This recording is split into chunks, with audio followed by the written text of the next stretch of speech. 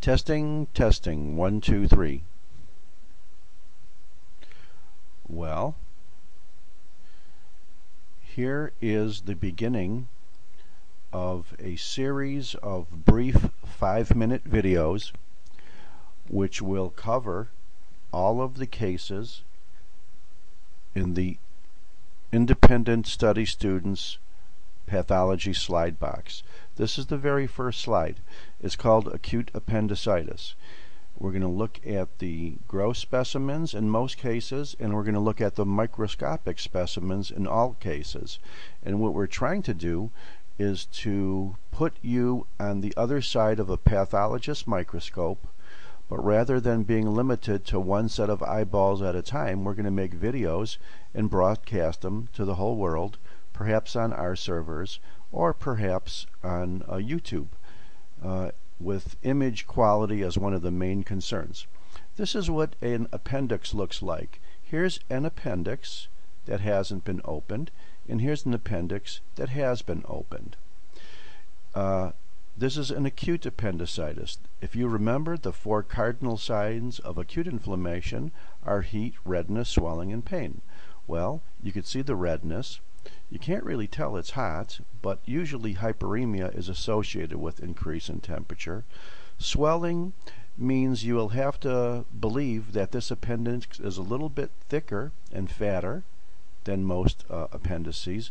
And of course the pain you can't really see with your eyes either, but as you know, in the early stage of appendicitis, when the serosal nerve endings are involved, at least the visceral parietal layer, the pain is localized usually to the periumbilical region. When the parietal peritoneum is involved, often then it localizes to where the appendix is, which in most cases would be the right lower quadrant. This is a classical gross specimen of an acutely inflamed appendix. Also notice that the redness and inflammation extend into the periappendiceal fat as well.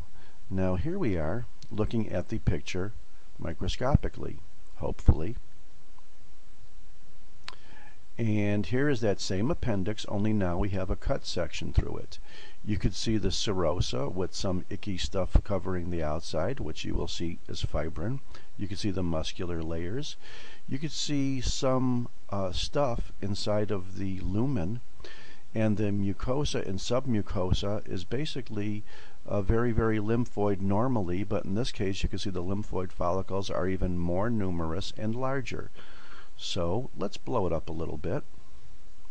Here is some junk in the lumen. If we went right down to it, you could see that all of this stuff here are neutrophils. And let's prove it. Let's prove it quickly. See, these are all neutrophils. And now as we zoom out, you could see that the inflammatory process is not limited to a bunch of pus cells inside the lumen, but you can also see that it involves the mucosa. Here is some epithelium of the mucosa. It's generally columnar.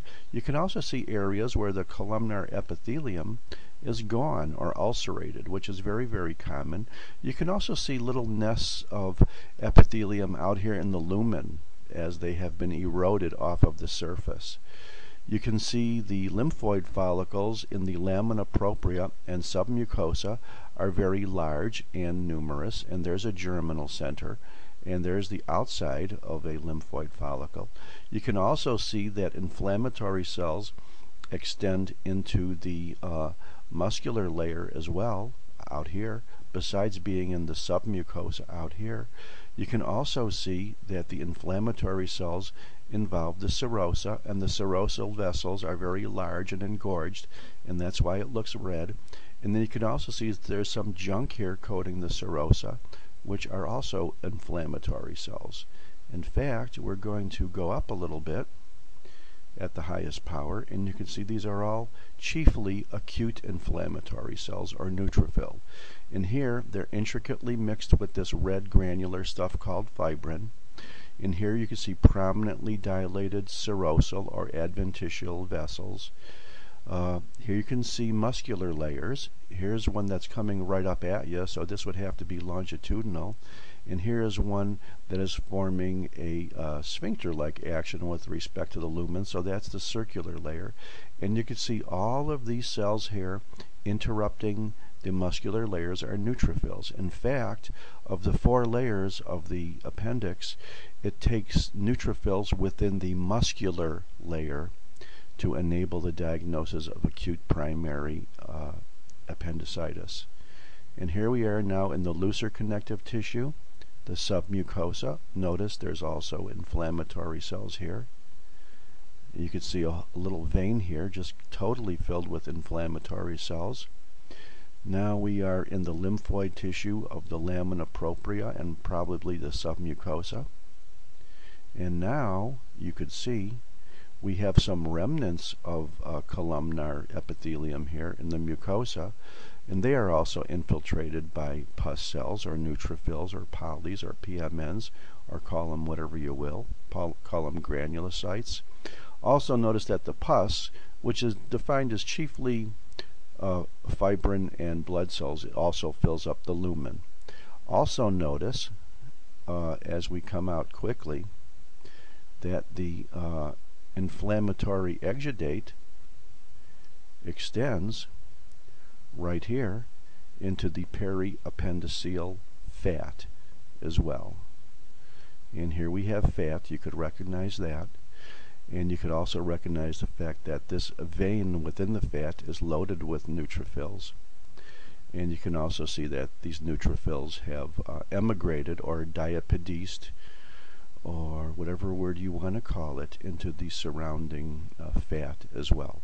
That's acute appendicitis, and hopefully that little video took 5 minutes or less.